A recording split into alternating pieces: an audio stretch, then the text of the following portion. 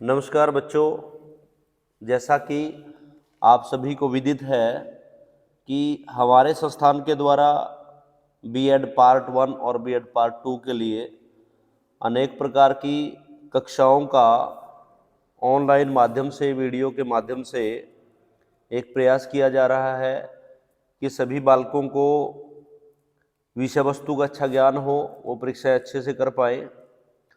और इसी श्रृंखला के अंतर्गत आज मैं एक महत्वपूर्ण टॉपिक पे चर्चा करने जा रहे हैं, जो कि आपके सभी पेडागोजी सब्जेक्ट्स, चाहे वो कोई भी सब्जेक्ट हो, चाहे वो ह्यूमैनिटी का है, चाहे वो साइंस का है, चाहे कॉमर्स का है, जो भी सब्जेक्ट्स है, सभी से रिलेटेड एक महत्वपूर्ण टॉपिक है जिस पे हम आज चर्चा करेंगे।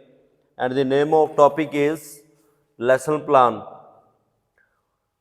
लेसन प्लान क्या है, इसके स्टेप्स क्या हैं, इसकी कैरेक्टरिस्टिक्स क्या हैं, ये हमारा चर्चा का विषय रहेगा।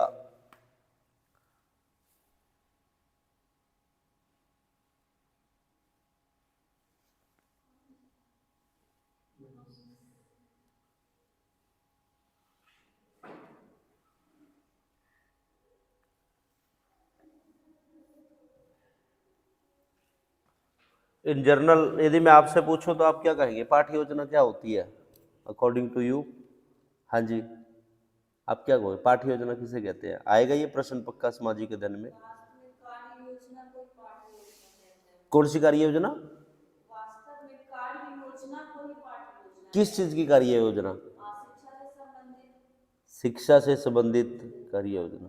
हाँ जी, शिक्षण अधिगम जो प्रक्रिया है उसको प्रभावशाली बनाने के लिए, इफेक्टिव बनाने के लिए एक टीचर को योजना तैयार करनी पड़ती है। और उस योजना के अंतर्गत पाठ योजना महत्वपूर्ण धारणा है। पाठ योजना नाम से स्पष्ट है, पाठ के लिए योजना, अर्थात एक अध्यापक कक्षा में शिक्षण करने से पहले, एक अध्यापक कक्षा में शिक्षण करने से पहले अपनी विषय वस्तु, क्या उसने पढ़ाना है, मतलब जो कंटेंट है उसका विश्लेषण करना, किन उद्देश्यों को लेकर पढ़ाना है, वो जो पढ़ाने जा रहा है विषय वस्तु उसको क्यों पढ़ाए, इसके साथ साथ उस विषय को पढ़ाने के लिए, उस टॉपिक को पढ़ाने के लिए कौन कौन सी क्रियाएं टीचर कर सकता है या करेगा क्लासरूम में जाकर। जैसे किस साधन का प्रयोग किया जाए, चार्ट का यूज होगा, मॉडल का यूज होगा, रियल ऑब्जेक्ट के द्वारा पढ़ाया जाएगा, प्रदर्शन विधि के द्वारा पढ़ाया जाएगा, किस तरीके से पढ़ाया जाए, यह भी योजना है। और एक बहुत बड़ी योजना, टीचर को बच्चों को पढ़ाने से पहले, कोई भी पाठ पढ़ाने से पहले बच्चों का मानसिक स्तर जांचना पड़ता है कि क्या ये बच्चे उस विषय को ग्रहण करने योग्य है या नहीं जो मैं पढ़ाने जा रहा हूँ। कई बार आपने देखा होगा कि टीचर कक्षा में आया और टीचर ने पढ़ाना स्टार्ट कर दिया, तो होता क्या है, जैसे टीचर ने पढ़ाना स्टार्ट किया तो बच्चे अस्त व्यस्त है, ध्यान नहीं दे पाएंगे, क्योंकि बच्चों को पता ही नहीं आज क्या करना है। जैसे कहते हैं किसी भी चीज को प्रयोग करने से पहले उसको व्यवहार में लेके आना पड़ता है ना, तालमेल बिठाना पड़ता है। यदि बच्चे सीखने के इच्छुक होंगे या बच्चों के साथ ऐसा मूड बनाओगे, जैसे कहते हैं मूड बनाना, पढ़ाने के लिए उनको तैयार करोगे तभी वो पढ़ पाएंगे। आप तो तैयारी करके आ गए लेकिन बच्चे आपको पढ़ाने के लिए तैयार नहीं किए, तो जो आपके दिमाग में है, जो विषय वस्तु आपके पास है, वो बच्चों तक नहीं पहुंच पाएगी। क्यों? क्योंकि किसको देनी है आपने? बच्चों को देनी है। जो सीखने वाला तैयार नहीं है तो आपका पूरी की पूरी योजना फेल है ना। तो पाठ योजना क्या है? एक ऐसी योजना, शिक्षण कार्य की ऐसी योजना जिसमें पाठ को कक्षा में पढ़ाने से पहले उसके उद्देश्य, विषय सामग्री, शिक्षण सामग्री सभी के बारे में योजना तैयार की जाती है, ताकि एक अध्यापक अपने उद्देश्यों की पूर्ति कर सके। अब अध्यापक का उद्देश्य क्या होता है? टीचर का ऑब्जेक्टिव क्या है? उद्देश्य, हाँ, क्यों पढ़ाता है टीचर?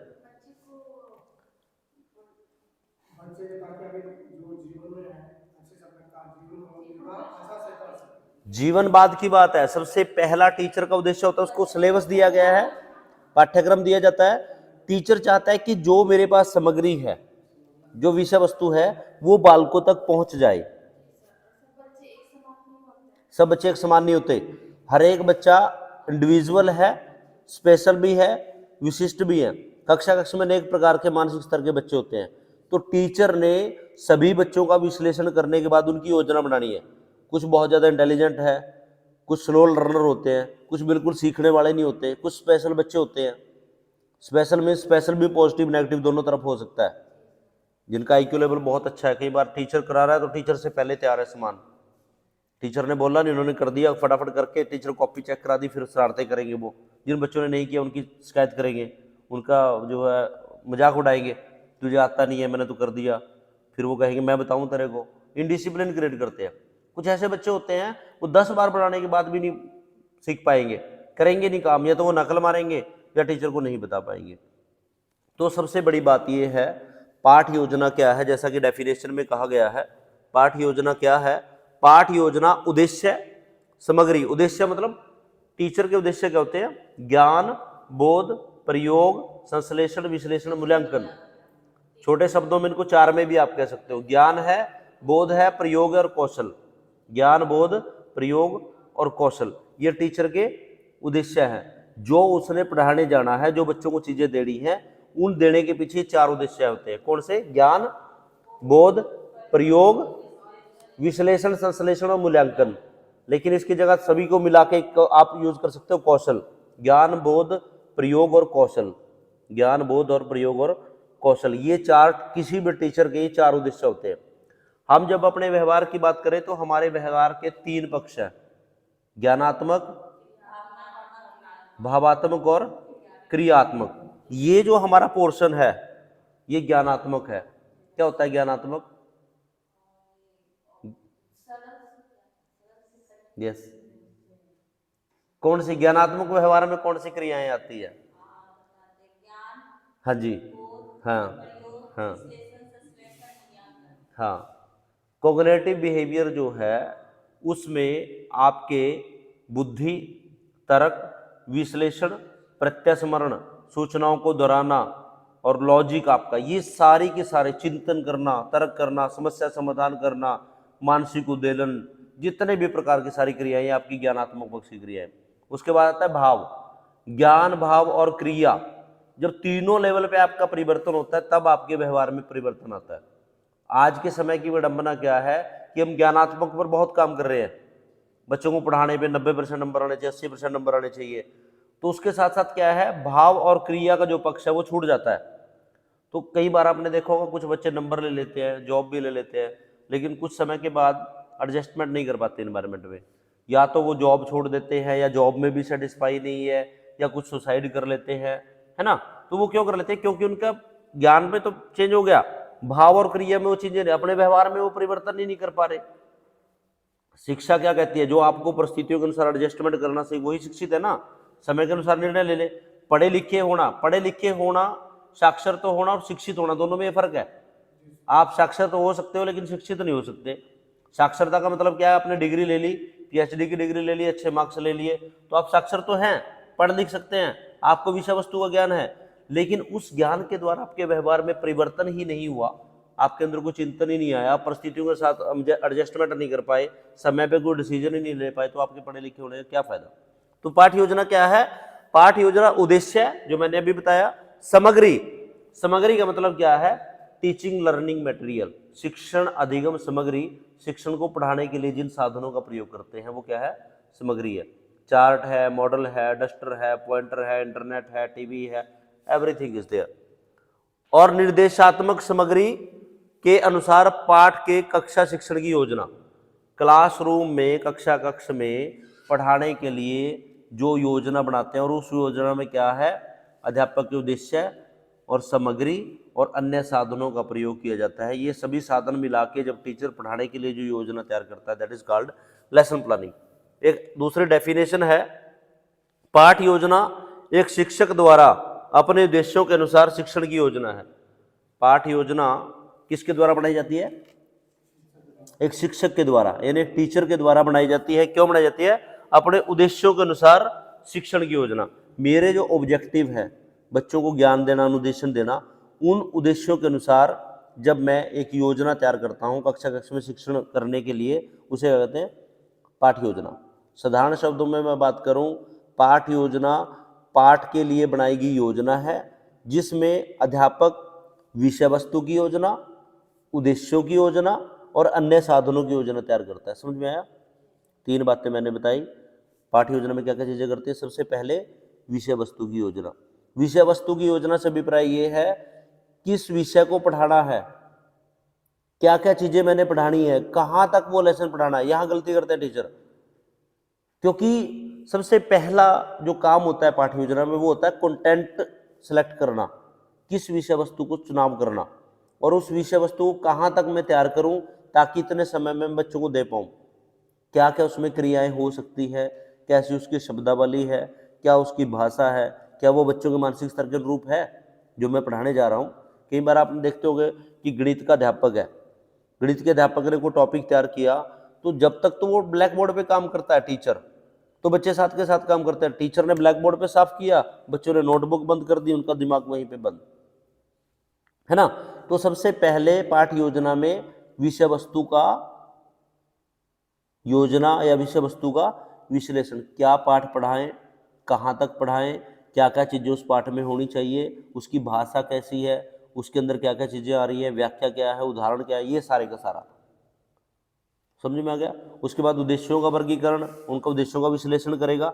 ये मेरा पाठ है, ये मैंने पढ़ाना है, इसमें क्या बच्चों को ज्ञान होगा, क्या बच्चों को बोध होगा, क्या बच्चे प्रयोग कर पाएंगे, बच्चों के व्यवहार में क्या परिवर्तन आएगा ये विषय पढ़ाने से। ये मैंने सिलेक्ट कर लिया विषय वस्तु, कोई भी टॉपिक सिलेक्ट कर लिया, उस टॉपिक को सिलेक्ट करने के बाद मैं देखूंगा कि ये टॉपिक पढ़ाने से बच्चों के व्यवहार में क्या क्या चीज़ें आएगी, क्या ज्ञान में परिवर्तन होगा, क्या बोध में परिवर्तन होगा, क्या प्रयोग आएगा, उनके पास स्किल क्या आएगी। 2 चीज़ों की प्लानिंग होगी। तीसरी प्लानिंग आती है कि ये जो विषय मैंने पढ़ाना है इसके लिए किन साधनों का प्रयोग किया जाएगा। उस लेसन में कहीं डेमोस्ट्रेशन है, कोई प्रदर्शन तो नहीं है, कोई चार्ट होना है यूज, कोई डायग्राम उसमें बनाया जाएगा, डेफिनेशन कैसे दी जाएगी, बच्चों से प्रश्न कैसे पूछे जाएंगे, वो जो योजना। अन्य जो साधन है ना, पहला कौन सा, किस चीज़ का विश्लेषण, कंटेंट विषय वस्तु का विश्लेषण आपने तैयार करना है पाठ्य योजना में। दूसरा उद्देश्यों का, और तीसरा अन्य साधनों का, जिसे हम कहते हैं TLM यानी टीचिंग लर्निंग मटेरियल, है ना, शिक्षण सामग्री। समझ में आ गया ना क्या चीज़ें बताइए आपको। पाठ योजना पाठ के लिए बनाई जाने योजना है जिसके अंतर्गत विषय वस्तु की योजना, उद्देश्यों की योजना और अन्य साधनों की योजना तैयार की जाती है ताकि अध्यापक के उद्देश्यों की पूर्ति हो सके। और अध्यापक के उद्देश्यों की पूर्ति क्या है कि बालकों के व्यवहार में वांछित परिवर्तन किया जा सके। समझ में आ गया, समझ में आ गया ना पाठ योजना क्या है। अब उसके बाद बात है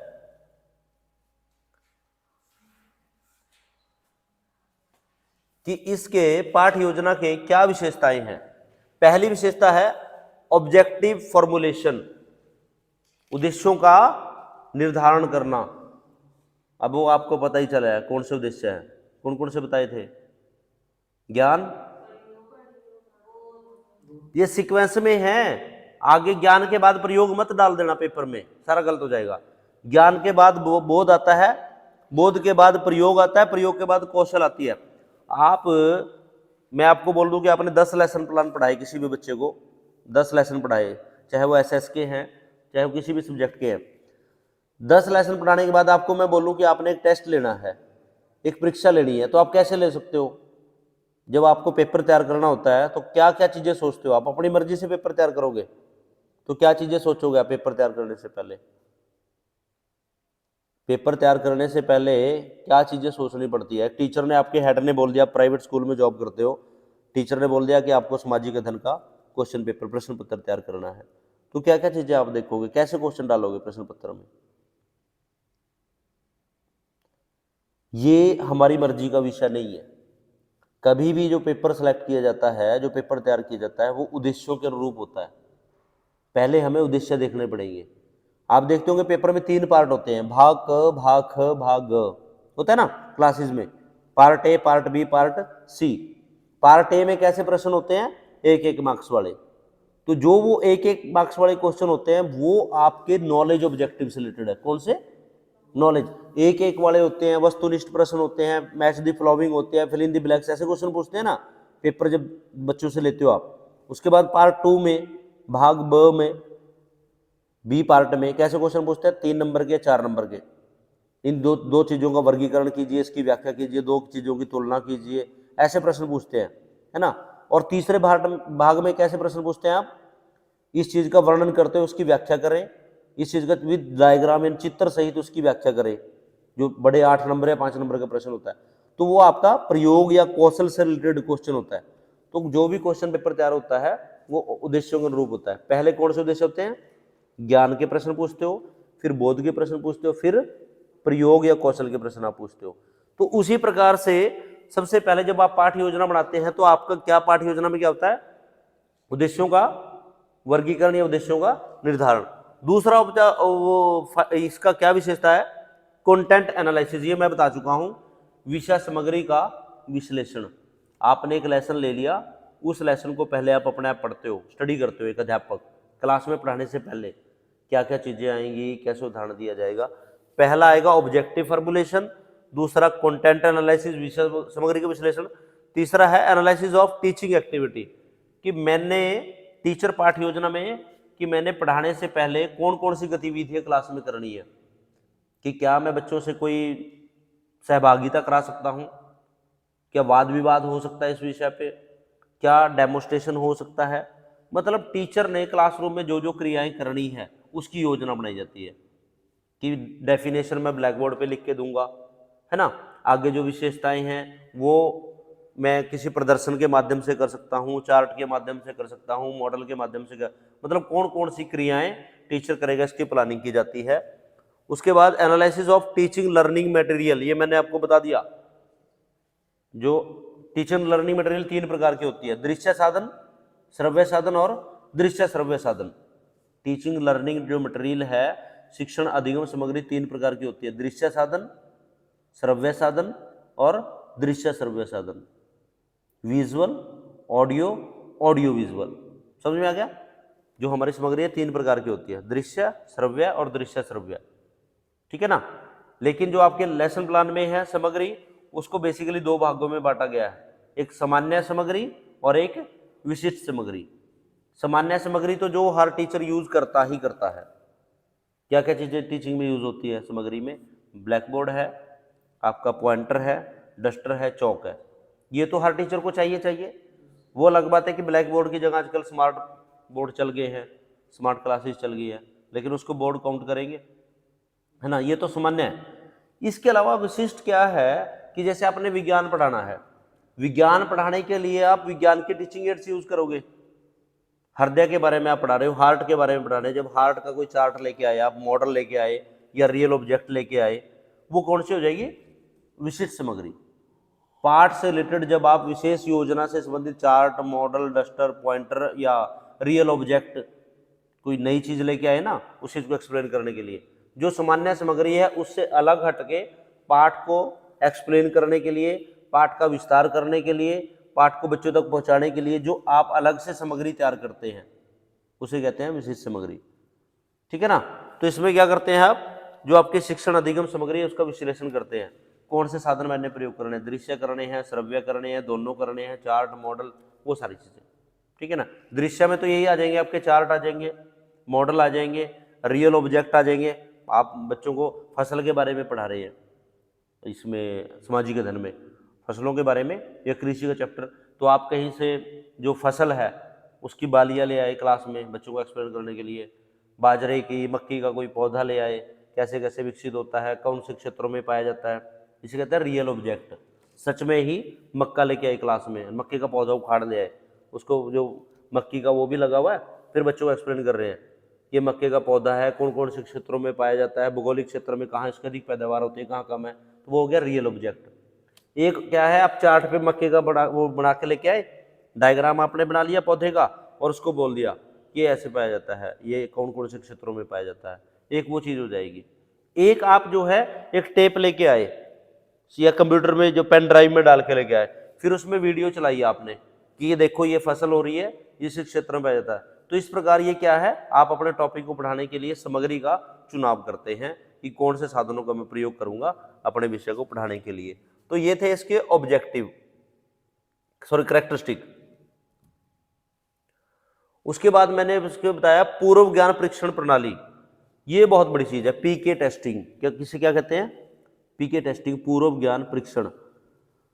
क्योंकि टीचर बहुत कुछ कराना चाहता है और मैं सोच रहा हूं अपने दिमाग से, मैं भी आपसे यही प्रश्न कर रहा था, आपको ये भी नहीं पता, मुझे तो पता है। अब ये देखिए, मुझे 12 साल हो गए इस लाइन में, आप अभी है, लेकिन मेरा मोटिव तो आपको पढ़ाने का है, अपने आप पढ़ने का तो है नहीं। यदि मुझे पता है तो मेरे पते होने से कोई फायदा नहीं है। जब तक आपको पता नहीं है या मेरे द्वारा आपको कुछ चीजें नहीं बताई जाए तो मुझे कोई फायदा नहीं है। तो मैं आपको कब बता सकता हूं? मुझे यदि पता है तो आपको कब बता सकता हूं, कब आप सीख सकते हो। एक टीचर अपने बच्चों को कब अच्छे तरीके से पढ़ा सकता है? जब उसको पाठ्य योजना उसने बना ली, तो पाठ्य योजना का ही एक पार्ट है, उसे कहते हैं पूर्व ज्ञान परीक्षण। क्या कहते हैं? पूर्व ज्ञान परीक्षण। पूर्व ज्ञान परीक्षण क्या होता है? जो विषय मैं पढ़ाने जा रहा हूं, जो विषय मैंने पढ़ाना है, उस विषय तक बच्चों को लेकर आने की जो प्रक्रिया है उसे कहते हैं पूर्व ज्ञान परीक्षण। यहाँ टीचर फेल हो जाते हैं, बहुत बड़े बड़े टीचर फेल हो जाते हैं। क्यों? क्योंकि जब तक आप एक माहौल क्रिएट नहीं करते, आपको बच्चे का माइंड का पता नहीं चलेगा। कब पता चलेगा? बच्चे से आप बातचीत करोगे, कुछ उससे घर की बात करोगे, या उसको ऐसे उदाहरण दोगे आप जिससे बच्चे को लगेगा कि हाँ टीचर मेरे पक्ष की बात कर रहा है। मतलब एक माहौल बनाना, आपको जो टॉपिक पढ़ाना है वहां तक बच्चों को लेके आना पड़ेगा, उनका माइंड तैयार करना पड़ेगा। तो वहां तक लेके आने के लिए आपको कुछ क्रियाएं करनी पड़ेगी। कुछ प्रश्न पूछ सकते हैं, कुछ नाटक कर सकते हैं, कहानी कही जा सकती है, बच्चों से वाद विवाद हो सकता है, थोड़ी बहुत बातें निकलवा सकते हैं। जैसे बच्चों को यातायात के साधन आपने पढ़ाना है, मैं आप लोग को बोल दूं कि बच्चों को आपने यातायात के साधन पढ़ाना है, तो आप क्लास में गए तो कैसे पढ़ाओगे? सबसे पहले क्या प्रश्न रहेगा आपका कक्षा में? यातायात क्या है, ये प्रश्न आप करोगे। लेकिन यही तो आपने लेसन में पढ़ाना है। हाँ, तो क्या समझाओगे? वही मैं पूछना चाह रहा हूँ। जैसे आप कक्षा में गए, आपका टॉपिक है मीन्स ऑफ ट्रांसपोर्ट यानी यातायात के साधन, ये विषय पढ़ाना है, आपने बच्चों का पूर्व ज्ञान चेक करना है, तो कैसे करोगे? कि कैसे जानकारी, वही मैं पूछ रहा हूँ। हाँ जी, क्या पूछ सकते हो बच्चों से, बताओ। जैसे किस प्रकार से करते हैं, स्कूल में आते हो, किस साधन से आते हो, और क्या प्रश्न हो सकता है? हाँ,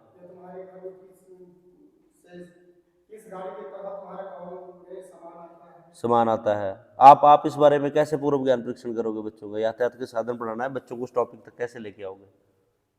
और क्या क्रिया हो सकती है? उन्होंने तो पूछ लिया कि आपके गांव में कौन कौन से चीजें सामान ढोती हैं, किन साधनों से सामान आता है, आप क्या कह सकते हो? और इसके अलावा क्या क्रिया की जा सकती है? यही योजना है, उसे पाठ्य योजना कहते हैं। ये योजना बनानी पूर्व ज्ञान परीक्षण।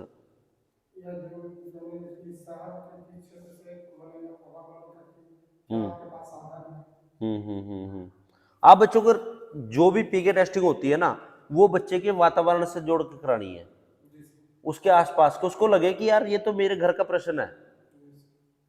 क्या आपके घर में साइकिल है? नहीं, साइकिल तो किसी, हमारे गांव में ही नहीं है जी साइकिल, तो किसी के पास भी।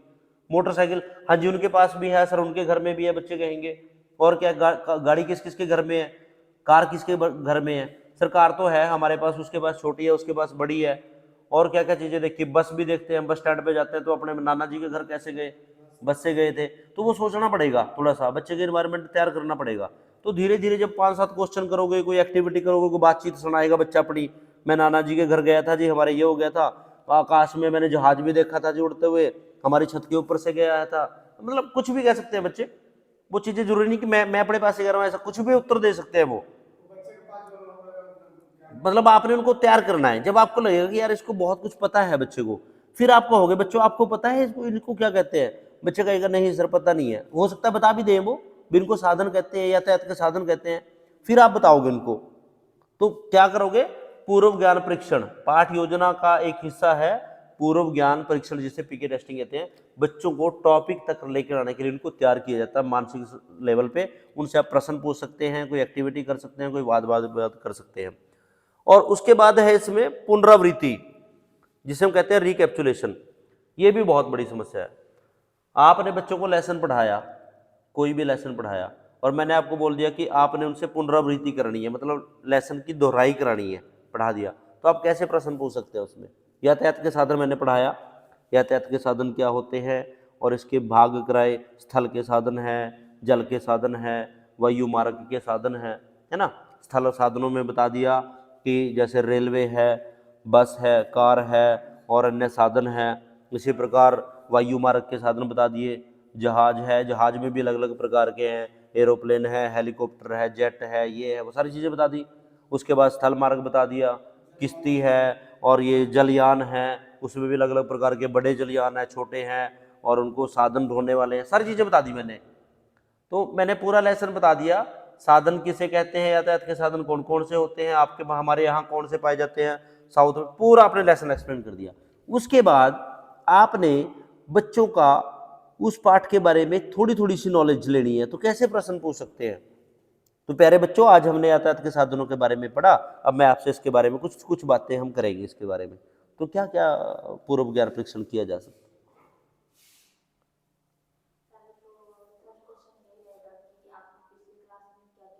क्या?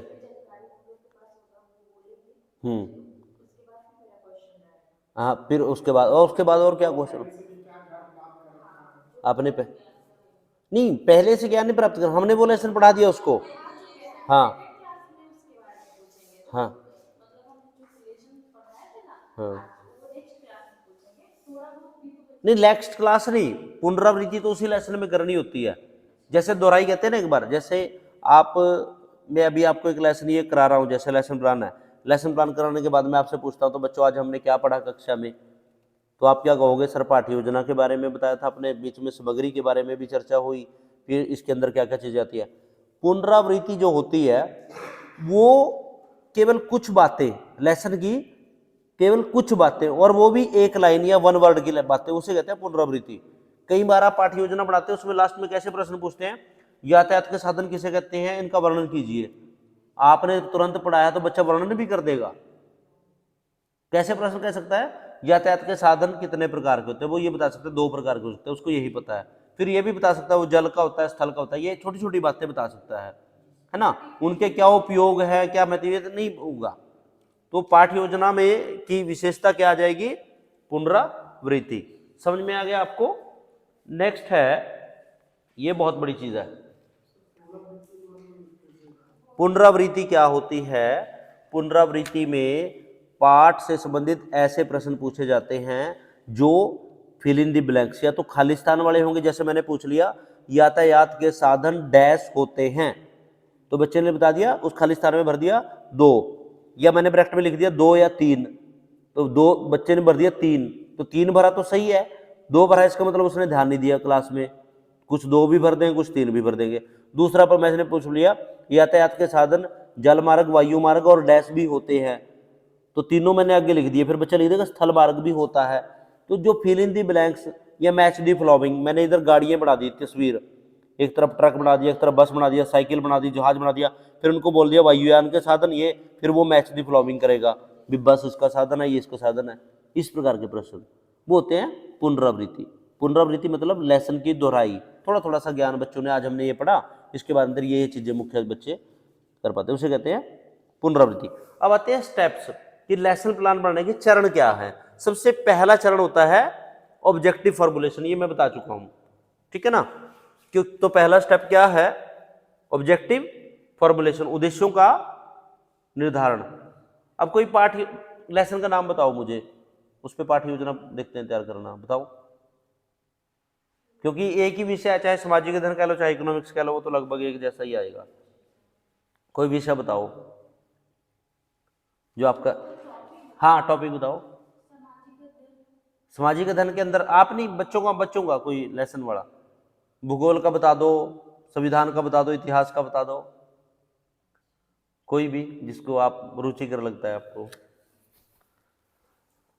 कितने विषय हैं, बहुत, सामाजिक अध्ययन तो बहुत है, भूगोल का कर सकते हैं आप जी। पृथ्वी के बारे में बताइए हम, जैसे है ना अर्थ का चैप्टर हम पढ़ा रहे हैं, या भारतीय संविधान के बारे में लगाओ, भारतीय संविधान क्या होता है ये बच्चों को पढ़ाना है हमने। तो मैंने भारतीय संविधान विषय सेलेक्ट कर लिया, इस पे पाठ्य योजना बनानी है। तो भारतीय संविधान पढ़ाने के लिए क्या उद्देश्य हो सकते हैं मेरे, नॉलेज, ज्ञान उद्देश्य में क्या क्या करवाओगे बच्चों को? आपकी उम्मीद चल गई भारतीय संविधान में पढ़ाऊंगा बच्चों को तो किस चीज की नॉलेज होगी, क्या कर पाएंगे बच्चे? बनाया कभी लेसन प्लान, पाठ योजना बनाई है? हाँ फाइल्स बनाई है, अब नहीं बनाया है। जब ऑब्जेक्टिव फॉर्मुलेशन करते हैं सबसे पहले आता है ऑब्जेक्टिव ज्ञान। क्या आता है? ज्ञान, नॉलेज। नॉलेज में 3-4 बातें आती है। सबसे पहली बात है परिभाषा देना। क्या देना? परिभाषा देना, अर्थ बताना, नेम बताना और सूची बनाना। समझ में आया? क्या बताया? परिभाषा, अर्थ, नेम, सूची, और इसके साथ 2 वर्ड और होते हैं, प्रत्यस्मरण।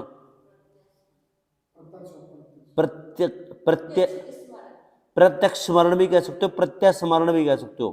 प्रत्यस्मरण, पुनः उन चीजों को याद करना, पुनः उन चीजों को याद करना। तो जैसे आपने भारतीय संविधान बच्चों को पढ़ाना है, पढ़ाने से पहले आप ज्ञान उद्देश्य क्या लेके चलोगे कि बच्चे भारतीय संविधान की परिभाषा दे पाएंगे। ये सोच के चलोगे आप कि जो मैं लेसन पढ़ाऊंगा तो बच्चे इस योग्य हो जाएंगे, कम से कम परिभाषा संविधान की दे देंगे, भारतीय संविधान क्या है। या बच्चे भारतीय संविधान की जो विशेषता है उसकी लिस्टिंग बनाएंगे, पहली विशेषता, दूसरी विशेषता, तीसरी, इस योग्य हो जाएंगे। या बच्चे ने पहले भारतीय संविधान के बारे में पढ़ा है तो उसको रिकॉल करने योग्य हो जाएगा भी हाँ ये भारतीय संविधान के अंदर ये चीज़ें आती हैं। तो जो नॉलेज ऑब्जेक्टिव उसमें क्या क्या चीज़ें आएंगी? परिभाषा, अर्थ, नेम, सूची, प्रत्यस्मरण। हो गया। उसके बाद दूसरा ऑब्जेक्टिव आता है हमारा बोध, दैट इज कॉल्ड अंडरस्टैंडिंग। बोध में भी 3-4 शब्द आते हैं। एक होता है वर्णन करना, यानी डिस्क्राइब, भारतीय संविधान की विशेषताओं का वर्णन करने योग्य हो जाएंगे। क्या आप उम्मीद करोगे कि जब मैं टॉपिक पढ़ा रहा हूँ उसके अंदर वो चीज़ें पढ़ाऊंगा तो बच्चे क्या हो जाएंगे? वर्णन करना। एक होती है व्याख्या करना, एक वर्णन करना, व्याख्या करना, और तीसरा आता है अनुवाद करना, यानी ट्रांसलेशन करना। चौथा आएगा तुलना करना, कंपैरिजन करना। ये 3-4 वर्ड इसमें होते हैं बोध उद्देश्य में। अंडरस्टैंडिंग की जब बात करते हैं, और जब मैंने आपको बोला था पेपर बनाया जाता है उसमें भी ऐसे क्वेश्चन आप डालते हो कि बच्चे दो चीजों के बीच में तुलना, इसके और इसके बीच में अंतर करो, है ना। आप भारतीय संविधान की और अन्य संविधानों की विशेषताओं की तुलना कीजिए, उनके अंदर क्या अंतर पाया जाता है ये चीज करिए, या भारतीय संविधान की विशेषताओं की व्याख्या करिए, है ना। तो ऐसे जो दूसरा बोध में क्या आएगा?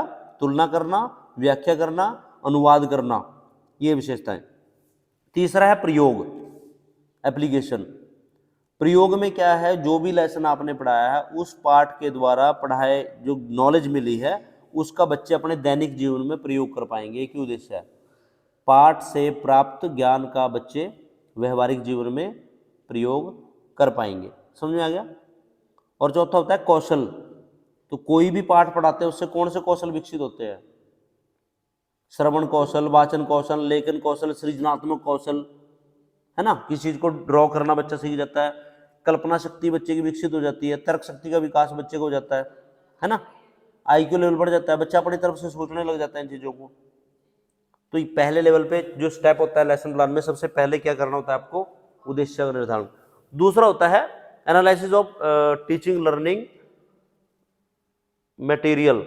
उसके बाद आप जो है शिक्षण सामग्री का चुनाव करते हैं, एक सामान्य शिक्षण सामग्री और दूसरी विशिष्ट। सामान्य में मैंने बता दिया आपको कौन कौन सी है। सामान्य शिक्षण सामग्री कौन सी है? सामान्य शिक्षण सामग्री मैंने 2 प्रकार की शिक्षण सामग्री बताई, एक सामान्य और एक विशिष्ट। सामान्य में क्या चीजें आती हैं? हाँ हाँ हाँ हाँ हाँ हाँ। और विशिष्ट में हाँ, और वो क्या चीज लेके आओगे? जो टॉपिक से रिलेटेड वो चीज होनी चाहिए। आपको जैसे कोई साइंस वाला साइंस का लेके आएगा सामग्री, तो पहले आपने उद्देश्य बनाए पाठ योजना में, दूसरे बाद शिक्षण सामग्री का चुनाव किया। तीसरा पॉइंट आता है पूर्व ज्ञान परीक्षण। ये मैंने बता दिया, आप 2 कॉलम बनाते हैं, एक तरफ टीचर एक्टिविटी, दूसरी तरफ बच्चों की एक्टिविटी। टीचर एक्टिविटी और प्यूपल एक्टिविटी, यानी अध्यापक क्रियाएं और छात्र क्रियाएं।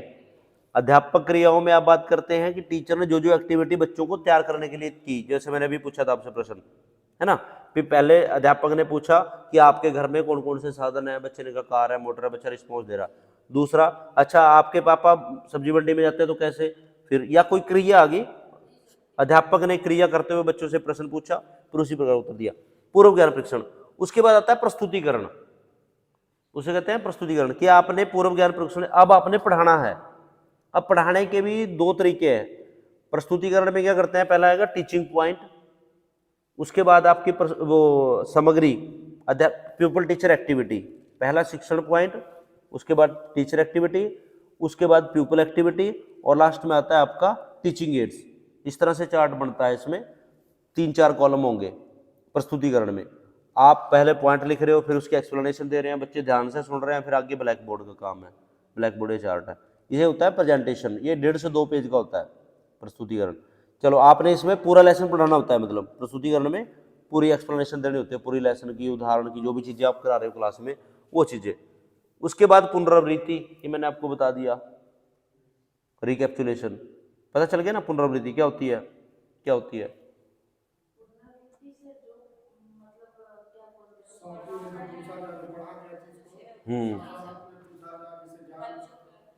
दोहराई, पुनः दोहराई कह सकते हैं हम, एक शॉर्ट रूप में कह सकते हैं। और लास्ट में देते हो आप होमवर्क, और होमवर्क भी ऐसा देना है जो सिंपल हो, ऐसा ना हो कि आपने पूरे का पूरा वर्णन कीजिए, चित्र बना के लेके आइए, ऐसा नहीं है। आप लेसन जो है अपने टॉपिक के अकॉर्डिंग सिंपल, जिसमें कोई छोटी मोटी एक्टिविटी हो, बहुत ज़्यादा बड़ी एक्टिविटी ना हो। तो ये कौन क्या थे, चरण थे, क्या चरण थे पाठ्य योजना के। पहला चरण क्या था, पहला चरण क्या था, उद्देश्यों का निर्धारण। दूसरा चरण क्या था, लिखो इसको, पॉइंट इसी तरह से लिखो, ये आप गलती करोगे। मैं मेन पॉइंट की बात कर रहा हूं, पहले आपने उद्देश्य किया, उद्देश्य मैंने बता दिया, ज्ञान बोध प्रयोग संश्लेषण, उसको छोड़ दो, पहले पॉइंट के अंतर्गत आ जाएगा। पेन लेना है, फेंक दो, आराम से आराम से। इसके लिखो, चरण लिखिए, पहला चरण है उद्देश्यों का निर्धारण करना, उद्देश्यों का निर्धारण करना पहला चरण है। और दूसरा चरण है शिक्षण सामग्री का चुनाव, उद्देश्यों का निर्धारण, शिक्षण सामग्री का चुनाव। तीसरा, पहला उद्देश्यों का निर्धारण, फॉर्मुलेशन ऑफ ऑब्जेक्टिव्स। दूसरा उद्देश्यों का निर्धारण, सॉरी, दूसरा है शिक्षण सामग्री का चुनाव, सिलेक्शन ऑफ टीचिंग एड्स, शिक्षण सामग्री का चुनाव। तीसरा पूर्व ज्ञान परीक्षण,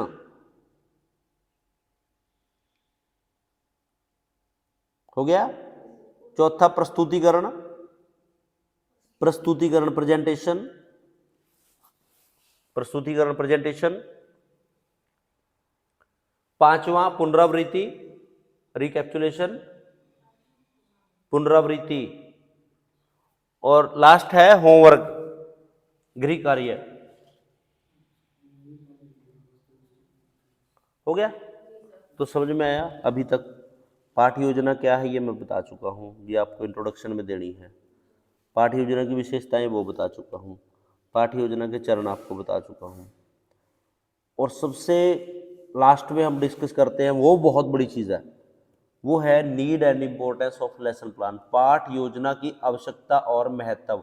एक टीचर को पाठ्य योजना से क्या फायदा, बताइए क्या फायदा हो सकता है।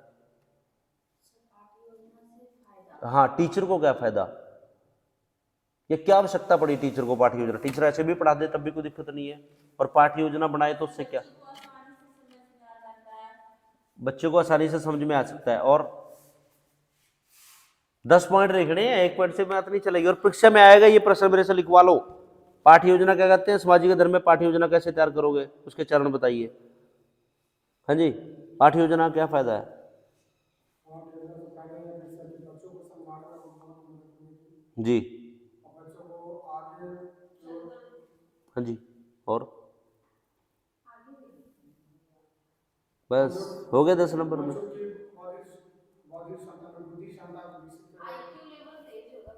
बच्चे का IQ लेवल तेज होगा। अच्छा, और बच्चों में परिवर्तन होगा, वो तो एक ही चीज में आ जाएगी, IQ लेवल चेंज होगा, परिवर्तन होगा, बच्चों की बौद्धिक क्षमता चेंज होगी, that is the same point, behavioural change हो जाएगा, वो तो एक चीज में आ जाएगी। और 10 पॉइंट लिखने हैं। अध्यापकों को क्या फायदा है, ये तो बच्चों का बता रहे हो आप, टीचर को क्या फायदा है पाठ्य योजना से? शिक्षक अच्छा से बता सकते हैं बच्चों को, जहाँ भी है कुछ लोग अगर एग्जाम दिया जाए टीचर को, तो टीचर को अच्छे से एक्सप्लेन कर सकते हैं, टीचर अपने विषय सामग्री को अच्छे से व्याख्या कर सकता है, और ताकि योग्य टीचर लोग समझ सकें। अन्य 10 पॉइंट में से 2-3 पॉइंट ही वही घूम फिर के हो रहे हैं। पहला पॉइंट है क्लासरूम की समस्या का समाधान। अब ये क्या चीज है, क्लासरूम की समस्या क्या है? उससे पहले भी एक चीज और है, प्रभावी शिक्षण, इफेक्टिव टीचिंग। क्या होती है? पढ़ाते तो सब है, लेकिन ये जरूरी नहीं कि मेरे पास जो है वो आपके दिमाग में जा रहा है। क्यों? क्योंकि मैं आया, मुझे वो चीजें पता है, मैंने फटाफट ब्लैक बोर्ड पे लिख के आपको, हाँ जी बच्चों समझ में आ गया, हाँ जी सर आ गया। टेस्ट लिया तो एक भी बच्चा पास नहीं है, क्योंकि टीचर ने प्लानिंग ही नहीं की। यदि टीचर अच्छे से प्लानिंग करता तो उसकी टीचिंग इफेक्टिव होगी। इफेक्टिव टीचिंग का मतलब क्या है? टीचर के जो उद्देश्य थे, टीचर जो सोच के आया था वो बच्चों तक पहुंचाना है, कैसे वो प्रभावशाली तरीके से पहुंचा सकता है। यदि उसने प्लानिंग की, बच्चों का मानसिक स्तर क्या है, क्या क्या विधियां यूज कर सकता हूं, मैं क्या पढ़ाने जा रहा हूं, यदि टीचर प्लानिंग करता है तो उसकी जो टीचिंग है, जो शिक्षण है, पढ़ाने का तरीका, वो इफेक्टिव हो सकता है। बच्चे उसको लाइक करेंगे कि वो टीचर तो बड़ा अच्छा पढ़ाता है। क्यों? क्योंकि यदि उसने योजना बनाई हुई है। यदि वो टीचर आता है ऐसे बुक खोल के पढ़ा दिया, किसी बच्चे को बोला भी चलो खड़े के पढ़े हो जाओ और कल जो प्रश्न आपने सुनाने हैं, तो इफेक्टिव नहीं होगी ना। हम जो बताना चाहते हैं बच्चे हाँ तो कर देंगे, लेकिन वो बच्चों के पास नहीं जाएगा जवाब। तो सबसे पहला फायदा क्या है, महत्व क्या है इसका? प्रभावकारी शिक्षण होता है, इफेक्टिव, जिसे आप कहते हैं हाँ भी ये टीचिंग बड़ी अच्छी है, जो चीज आप कराना चाहते हो वो अच्छे तरीके से करा सकते हो। दूसरा, क्लासरूम प्रॉब्लम का समाधान, कक्षा कक्ष की जो समस्या है, क्या क्या समस्या होती है कक्षा कक्ष में? नहीं, टीचर के लिए समस्या होगी, बच्चे तो समस्या पैदा करेंगे। क्या क्या समस्या पैदा कर सकते हैं बच्चे? हाँ, हाँ, इनडिसिप्लिन क्रिएट कर सकते हैं। जिसके समझ में आएगा वो तो सुनेगा, जिसको समझ में नहीं आएगा वो कहेगा दिखाना मुझे कॉपी, वो दूसरे को कहेगा यार बता, मेरे तो दिमाग में नहीं आएगा टीचर क्या करवा रही है, पता नहीं कहाँ से पढ़ के आया टीचर या टीचर मैडम। हाँ, क्लास में इनडिसिप्लिन क्रिएट होता है, बच्चों को समझ में नहीं आना, बच्चे को दूसरे की कॉपी झांकेंगे, है ना, तो बोरियत होना क्लास की, टीचर कराई जा रही है, बच्चों को रिस्पॉन्स ही नहीं, एक्टिव क्लासरूम नहीं होगा।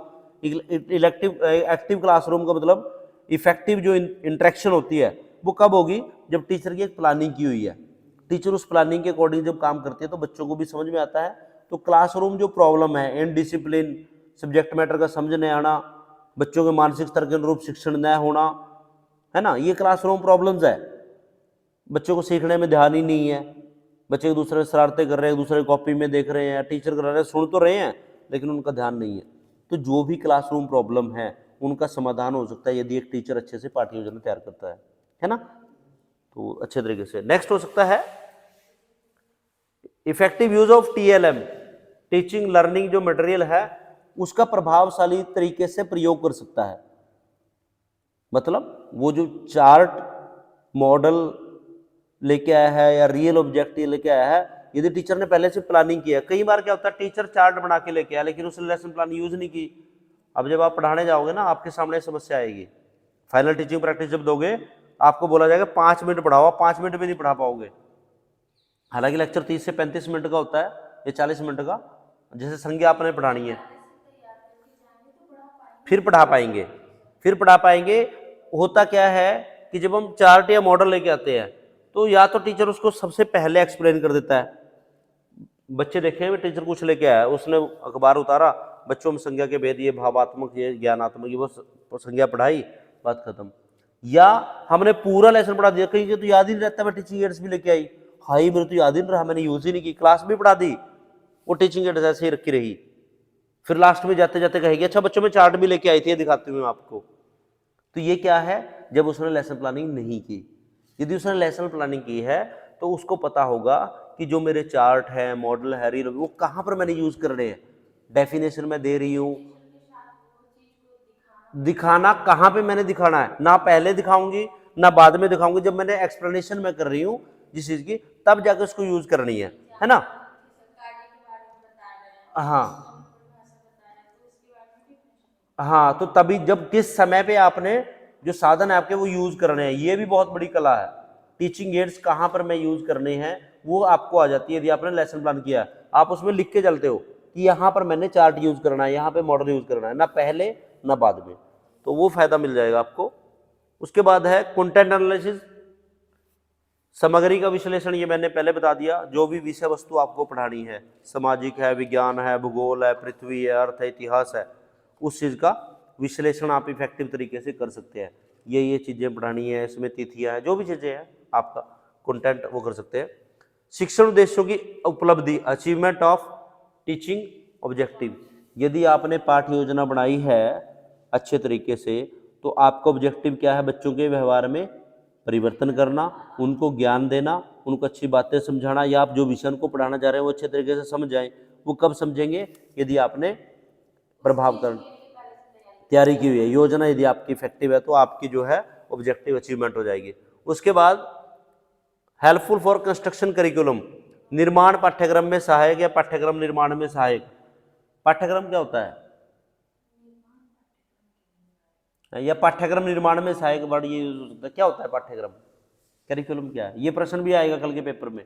पाठ्यक्रम क्या है, इसके सिद्धांत क्या है, सामाजिक अध्ययन या आपका अर्थशास्त्र है, उसमें पाठ्यक्रम निर्माण कैसे किया जा सकता है, बताइए पाठ्यक्रम क्या होता है। मैं सिर्फ पाठ्यक्रम पूछ रहा हूँ आपसे, फिर बताऊंगा निर्माण।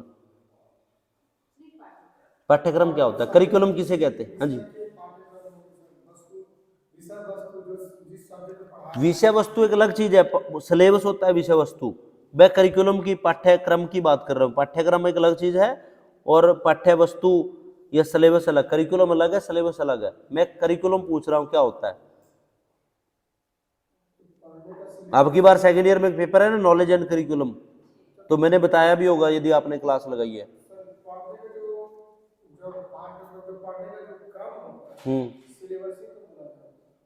नहीं, अंतर है दोनों में।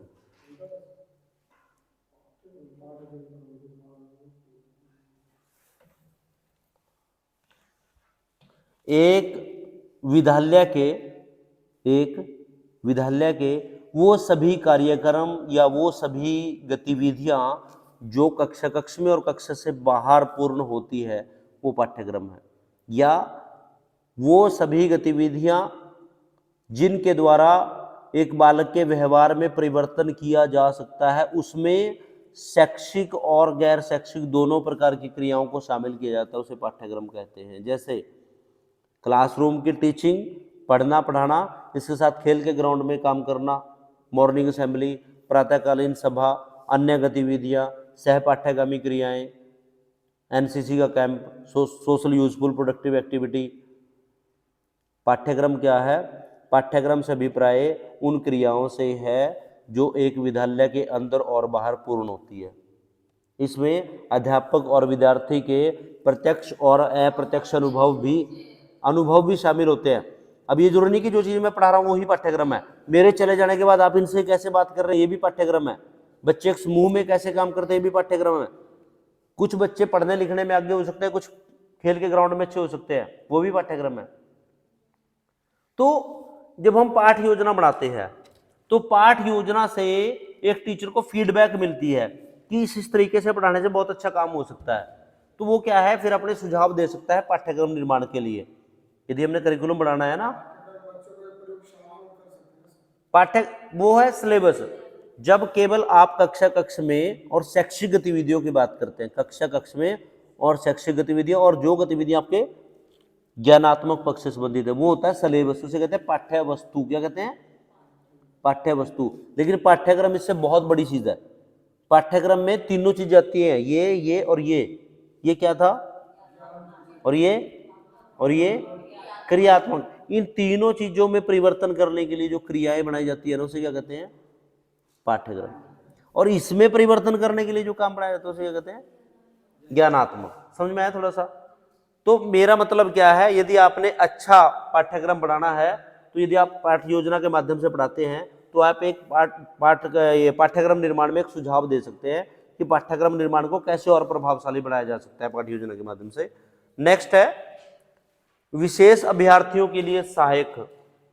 कौन से होते हैं विशेष बच्चे, स्पेशल चाइल्ड?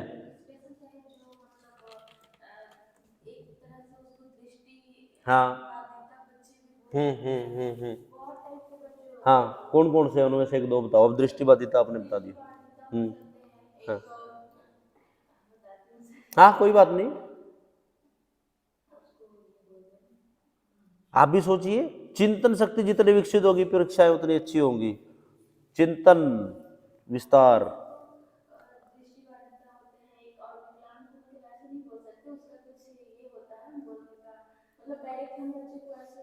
हाँ देखिए अलग अलग प्रकार के हो सकते हैं। एक तो होते हैं अस्थि बाधित बालक, दिव्यांग जिसे आप कहते हैं, अस्थि बाधित बालक हो गए हैं, है ना, दृष्टि बाधित बालक है, श्रवण बाधित बालक है, ये तो है ही है। हमारी जो स्पेशलिटी है वो दोनों तरफ होती है, पॉजिटिव और नेगेटिव। जिन बच्चों का नॉर्मल आईक्यू लेवल हम बुद्धि लाब्धी लेके चलते हैं 90 से 110, कैसे निकालते हैं बुद्धि लाब्धी, आईक्यू कैसे निकाला जाता है?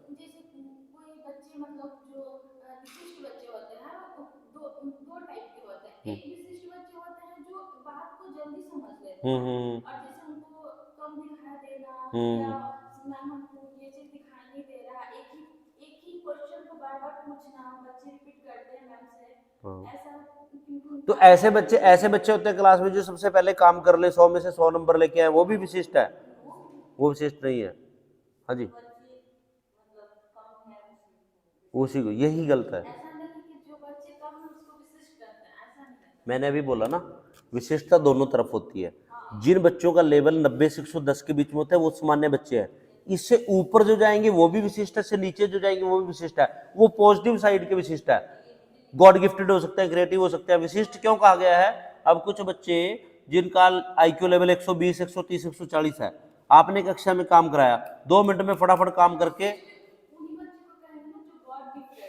गॉड गिफ्टेड भी कह सकते हैं, टैलेंटेड भी कह सकते हैं, क्रिएटिव भी कह सकते हैं। मतलब नॉर्मल आईक्यू लेवल से या नॉर्मल बच्चों से, सामान्य बच्चों से, बौद्धिक स्तर पर कह सकते हैं, मानसिक स्तर पर कह सकते हैं, किसी भी लेवल पर सामान्य बच्चों से जो भिन्न होते हैं वो विशिष्ट बालक होते हैं, चाहे वो सकारात्मक रूप में हो चाहे वो नकारात्मक रूप से है। तो जो भी विशिष्ट बच्चे हैं, यदि आप अच्छे से पाठ्य योजना बना के जाओगे तो इस प्रकार के बच्चों को भी लाभ मिल सकता है। टीचर का मोटिव ये तो है नहीं कि मैंने सिर्फ 10 बच्चों को पढ़ाना है। टीचर का मोटिव उन बच्चों को लास्ट बेंच तक भी है, अगले बच्चे तक भी और बीच के बच्चों तक भी। तो टीचर ने अच्छे से प्लानिंग की है तो उस प्लानिंग में वो देखता है कि इस प्रकार के बच्चों के लिए क्या क्या गतिविधियां मैं अपने पाठ में कर सकता हूँ। किन बच्चों के लिए? जो स्लो लर्नर है, धीमी गति से सीखने वाले हैं। इसे एक बात यूज करते हैं, इसे कहते हैं अधिगम असमर्थ बालक। क्या कहते हैं? पता है कौन से होते हैं? अधिगम असमर्थ, लर्निंग डिसेबल, LD। हाँ,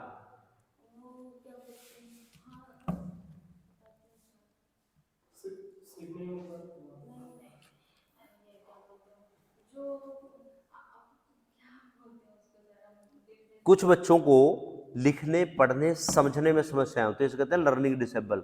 और उसके भी अलग अलग प्रकार है, उसमें डिसकैलकुलिया, जिनको लिखने में, पढ़ने में, समझने में,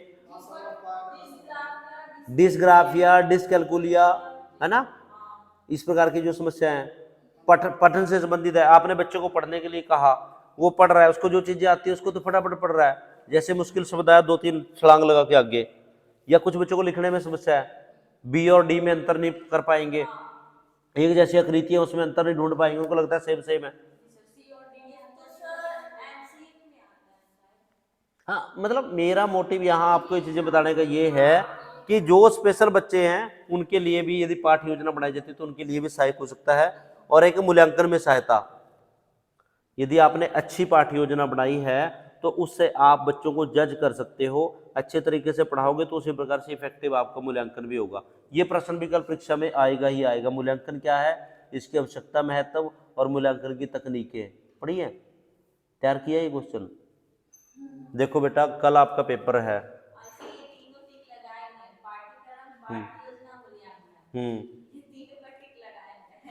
टिक नहीं लगाए हुए, यहां होना चाहिए था अब तक तो ऐसे। क्या होता है मूल्यांकन?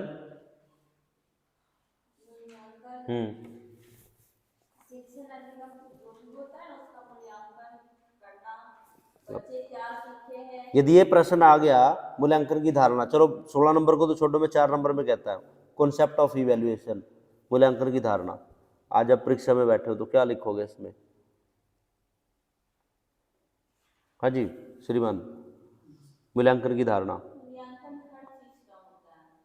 जी। नहीं वो तो होता है, मैं ये पूछ रहा हूं मूल्यांकन होता क्या है, व्हाट इज इवैल्यूएशन। और इसमें भी इवैल्यूएशन में भी आपके पास है CCE, सतत व्यापक निरंतर में, कॉन्टिन्यूस कॉम्प्रिहेंसिव इवैल्यूएशन। और उसमें एक और प्रश्न है उपलब्धि परीक्षण, वो भी आता ही आता है। क्या होता है उपलब्धि परीक्षण? उपलब्धि परीक्षण, बौद्धिक परीक्षण नहीं, उपलब्धि परीक्षण, अचीवमेंट टेस्ट। हाँ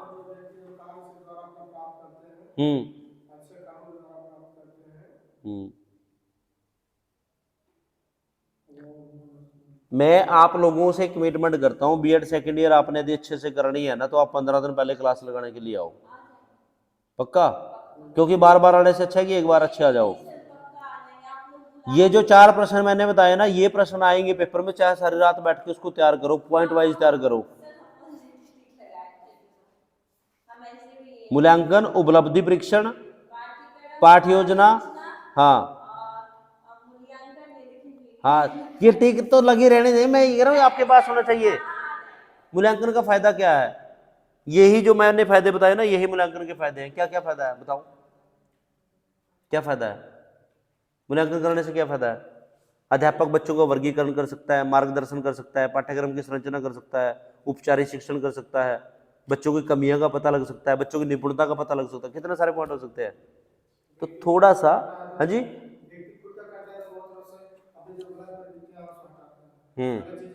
हाँ बच्चे के वांछित व्यवहार को बढ़ाता है, अवांछित व्यवहार को रिमूव करता है मूल्यांकन के माध्यम से। कमियों का पता चलता है, बच्चों के मानसिक स्तर का पता, योग्यताओं का पता चलता है।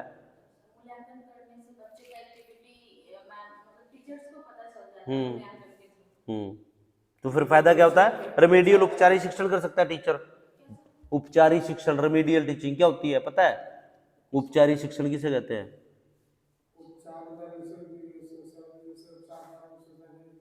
डॉक्टर के पास जाते हैं, डॉक्टर उपचार करता है ना। क्या करता है उपचार में डॉक्टर? आपको फीवर हो गया, हाँ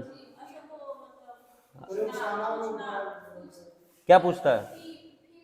हाँ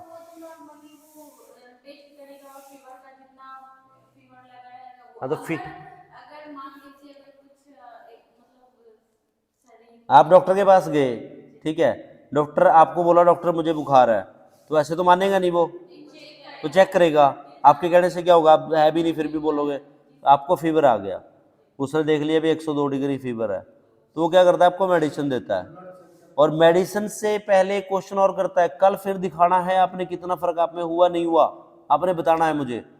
आप लेके चले गए तो आपको फर्क पड़ गया, 2 दिन की 1 दिन की दवाई दी वो आपने ले ली, फिर आप डॉक्टर के पास आए, डॉक्टर साहब कहे कितना फर्क है आपको, तबीयत कैसी है? आप कहोगे सर कुछ फर्क है लेकिन गले में अभी भी प्रॉब्लम है।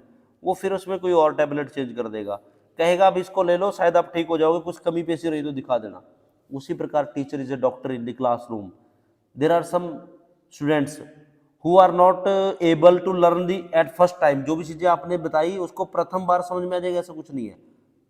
कुछ बच्चे ऐसे होते हैं जिनको आइडेंटिफाई कर लेगा टीचर, उनको फीवर है, फीवर मीन्स उनको समझ में नहीं आ रहा, ठीक है ना।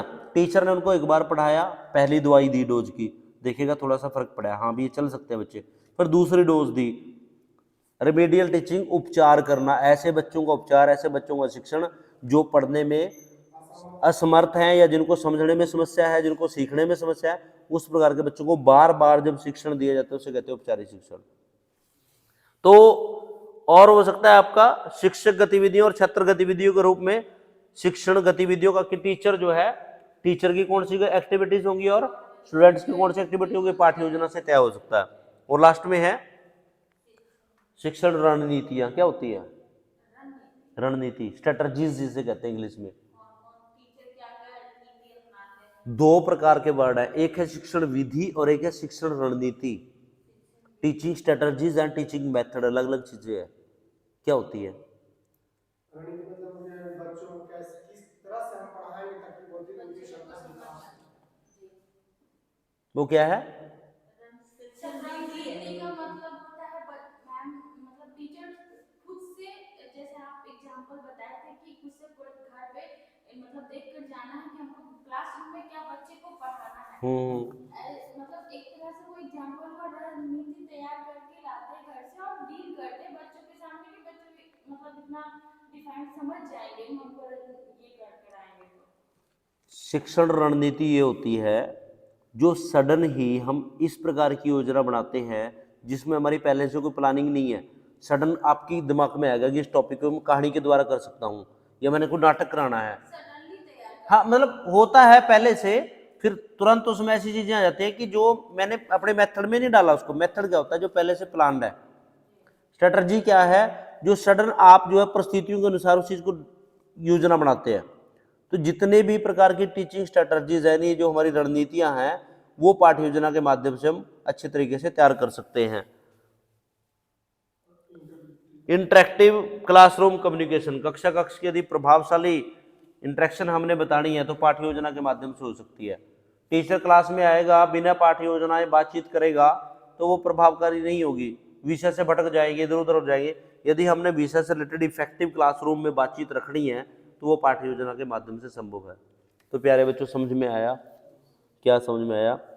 पाठ्य योजना किसे कहते हैं ये मैंने आपको बता दिया, इसकी विशेषताएं इसके बता दी, चरण इसके बता दिए, महत्व इसका बता दिया। किसी को कोई शक, कोई समस्या? पक्का? समस्या तो कल पता चलेगी जब परीक्षा आएगी। तो प्यारे विद्यार्थियों, आज का विषय यहीं पे समाप्त करते हैं। कल फिर एक और विषय के साथ आएंगे। थैंक यू सो मच, धन्यवाद।